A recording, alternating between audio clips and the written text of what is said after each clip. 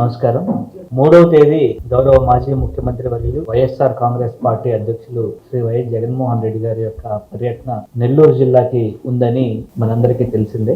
ఈ పర్యటన ఏ విధంగా అడ్డుకోవాలని కూటమి ప్రభుత్వం మరియు అధికారులు రకరకాలైనటువంటి కుట్రలు మరియు సాకులు చెప్తూనే ఉన్నారు.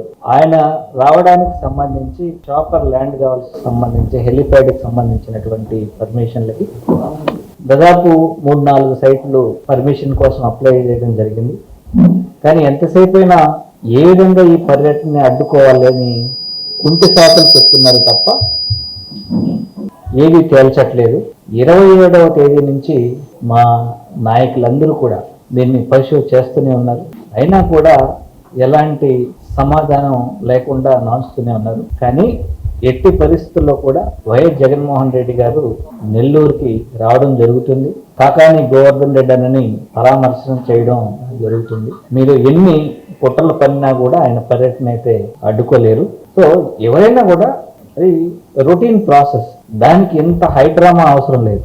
సో ప్రతిదీ కూడా రాజకీయ కక్షతో నాయకుల దగ్గర నుంచి జగన్మోహన్ రెడ్డి గారిని ఇబ్బంది పెట్టే వరకు ప్రతి పర్యటనను అధికారులు వ్యవహరిస్తున్నటువంటి తీరు సమంజసంగా లేదు.